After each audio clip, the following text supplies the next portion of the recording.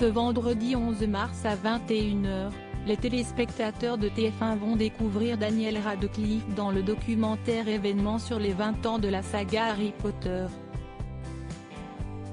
Aujourd'hui âgé de 32 ans, l'acteur britannique a été révélé en 2001 en interprétant pour la première fois un certain Harry Potter devenu, par la suite, le plus célèbre des magiciens au monde.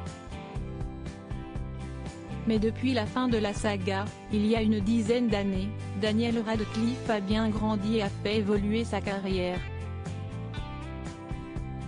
On a pu le voir avec des cornes sur la tête dans Zorns, un film fantastique signé Alexandra Aja en 2014. On l'a découvert en méchant dans le deuxième opus d'Insaisissable en 2016 ou encore en aventurier dans Jungle en 2017. Mais, récemment, Daniel Radcliffe a dû modifier considérablement son apparence pour son dernier rôle. En effet, l'acteur britannique tourne actuellement le biopic de Weird Al Yankovic, un chanteur et humoriste américain surtout connu pour ses parodies de chansons populaires. Sur des photos dévoilées par nos confrères de People, on peut voir l'ancienne interprète de Harry Potter avec une moustache et des cheveux frisés à la limite de la coupe afro.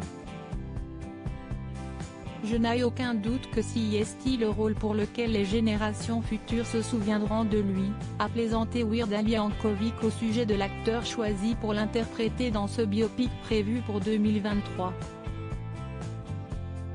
Daniel Radcliffe, son improbable coup de cœur pour une actrice de la saga Harry Potter dans le documentaire diffusé ce vendredi 11 mars sur la saga Harry Potter. On découvre notamment que Daniel Radcliffe avait eu un petit coup de cœur pour une de ses collègues de l'époque. Il s'agissait d'Helena Bonham Carter, l'interprète de Béatrix Lestrange, de 23 ans son aînée.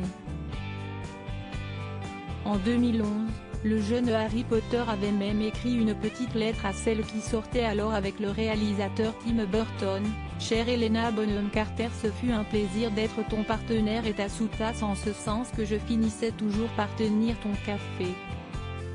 Je t'aime et j'aurais aimé être né 10 ans plus tôt, alors j'aurais peut-être eu une chance. » Loading widget.